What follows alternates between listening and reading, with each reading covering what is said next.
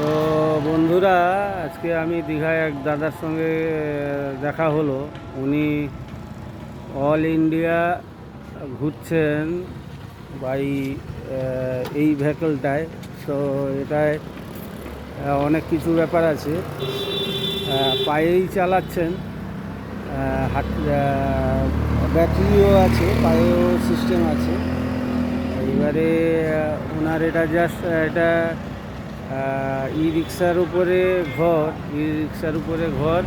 এটা all India, এই যে অল ইন্ডিয়া ট্যুর, বলাৎকার বন্ধ করে ধর্ষণ বন্ধ করুন, এই লেখাটা নিশ্চয়ই আপনারা পড়তে পারছেন। এবং 6 চাকা বিশিষ্ট একটা ভেহিকেল দেখানোর চেষ্টা করছি পুরোটা। আর নিশ্চয়ই দেখতে পাচ্ছেন এটা 6 চাকা। তো উপরে সোলার সিস্টেমে ওনার ব্যাটারি চার্জ হয়। খুবই ভালো। ওনার একটা পালিত কুকুর আছে, এই যে দেখতে পাচ্ছেন। তো এই দাদা খুব একটা ভালো প্রয়াস নিয়ে সারা ভারতবর্ষ ঘুরে বেড়াচ্ছেন। গাড়িটার কালারটাও খুব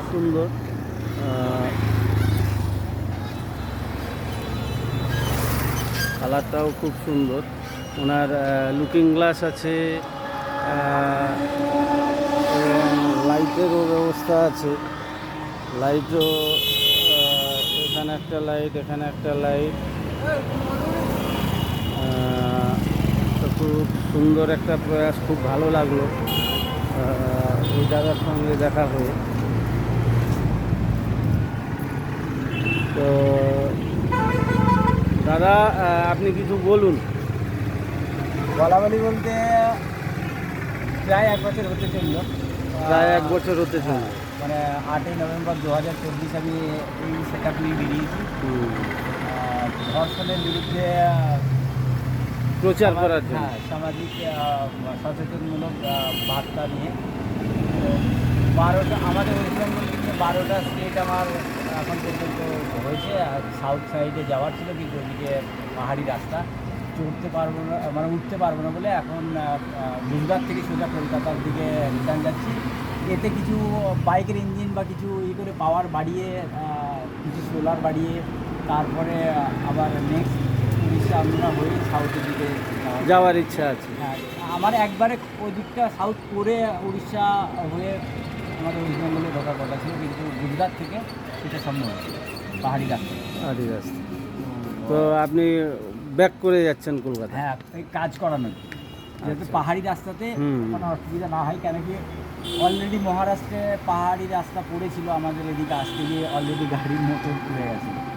তো অনেক সমস্যা হয়েছে, পুরনো ঠিক হয়নি বা নতুনও পাওয়া যায়নি কোথাও।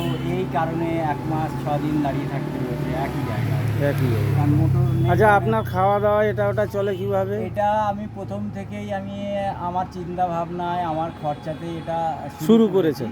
হ্যাঁ, প্রথমে যেমন ধরুন এই যে সেট আপটা আপনি দেখছেন, এটা বানাতেই 15 লাখ মতো আমার খরচা হয়েছে, সব কিছু মিলিয়ে। তো তারপরে এবার আমাদের আর একটাই খরচা হয়, যেটা আমাদের দুজনের খাওয়া, থাকতে আর রাস্তা চলতে কোনো খরচা নেই। কারণ সোলার সিস্টেমের গাড়ি, ওদের কোনো তেল কিনতে হয় না। আর থাকার জন্য কোনো হোটেল রুম ভাড়া নেই। এর মধ্যে সব ফ্যান লাইট সব সেটা আছে। এর মধ্যে রাতে থেকে যাই। হ্যাঁ, যেখানে রাতে যখন কোথাও থাকি, সেটা হচ্ছে এক পেট্রোল পাম্প আর এক হোটেল লাগে, দুটো জায়গা, যেটা 24 ঘন্টা হোটেল যেগুলো খোলা থাকে ওইগুলো, আর পেট্রোল পাম্প, মানে সেফটির জন্য। তো এবার 1 বছর হতেই চললো, মানে আপনার মোটামুটি এইটা দেখে খুবই ভালো লাগলো, এবং আপনার সাথে কথা বলেও আমার খুব ভালো লাগলো। ঠিক আছে, ধন্যবাদ দাদা। আমার এই মেসেজ মানে সমাজের সব শ্রেণীর মানুষকে এটাই দেওয়ার কারণ যে কাউকে এরকম ঘুরতে হবে না, কিন্তু সবারই নিজের নিজের লোকাল এরিয়া তো কিছু থাকে, সচেতন হওয়া দরকার। মানে আপনি আপনার লোকাল জায়গাতে নিশ্চয়ই এতটুকু তো করতে পারবেন যে এটা বলবেন না যে আমি বাইরে ঘুরতে পারবো না, বাইরে না। কাউকে ঘুরতে হবে না, আমাকে ঘুরতে হবে না।